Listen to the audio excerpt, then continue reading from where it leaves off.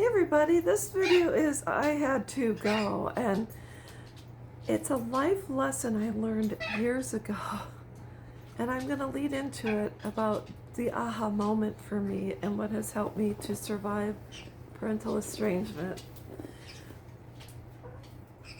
Estrangement has always been around. Even in the Bible, they talk about the prodigal son, how he got his inheritance left and then eventually came back, and his father threw a big party for him. And so this is not a new concept. A lot of our sons and daughters today are breaking free, and they're doing it in different manners than what was done before. In fact, if you think about family members, and in our family, you'd have, you knew a certain aunt and uncle didn't come to the parties as much as other people, because then that's just the way they were. They weren't as present or as connected to the family, and they were kind of doing their own thing. Or you hear about a grandfather not talking to his brother for years, and then they finally reconnected when one was passing away, and then they had regrets later on. But I want to talk about sometimes why estrangement is necessary. I have talked about this before, as I did disconnect from my own mother, and I've talked about various reasons why. And my own daughters have disconnected from me as well. And they have their own reasons why they made that choice.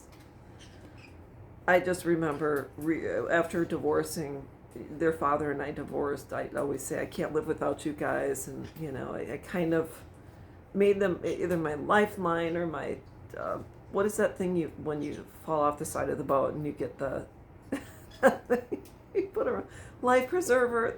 They kind of became my life preserver. And I'll admit, I did. And I think a lot of parents do, especially when the parents aren't in the healthiest of relationships, or they get divorced, or they lose another child. They kind of cling on to their children, and sometimes you don't realize you're doing it until it's later, and you're like, oh, I did that, where I can admit, yeah, I did that.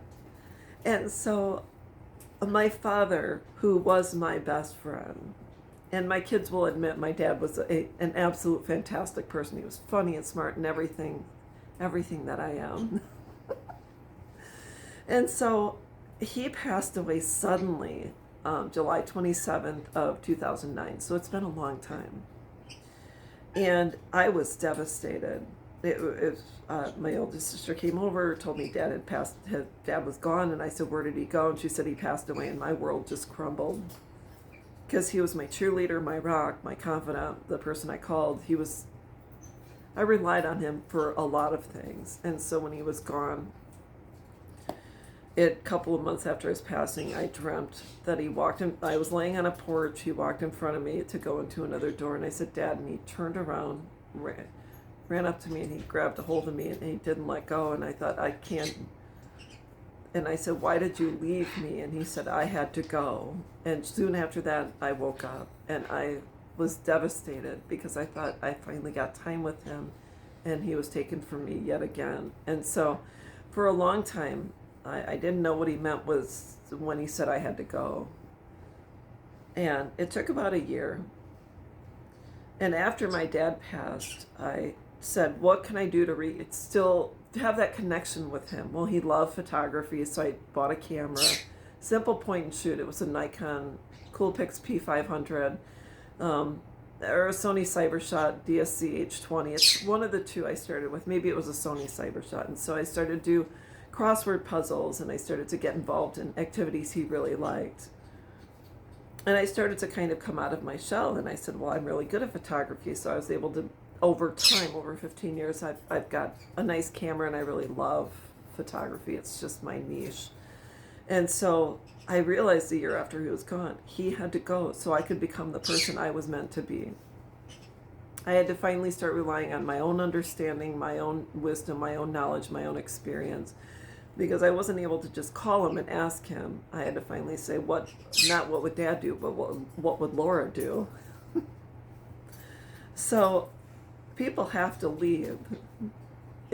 We are going to lose people because we are human and because eventually we will be gone. And when someone passes away, we have to learn how to pick up the pieces.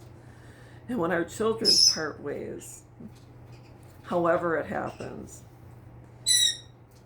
they have to go so we can become the people we are meant to be.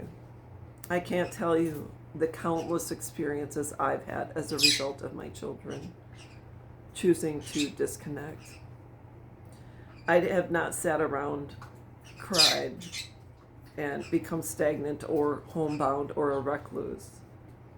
I started to get out of the house. I started to do things. I went to concerts. I traveled. I eventually, after 10 years after my children parted ways, I met someone. I went through the healing process, and I dealt with, and they left, and I was able to deal with some traumas from my past, including from the military. So I was able to deal with all that. So 10 years after my children were gone, and I had been through therapies, including inpatient, I finally met someone, and I met my forever person. Because even though, according to my kids, I was not a lovable person, I found someone who absolutely loves who I am and appreciates me and my tender heart. He does.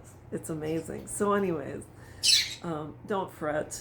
And we are all meant to part ways. We will all one day cease to exist. But when someone chooses to walk away, it's your time to finally focus on you, take care of you, and rely on yourself, your understanding, your wisdom in your heart. And trust me, the sooner you can do this, the better. So anyways, that's it. And I'll be back.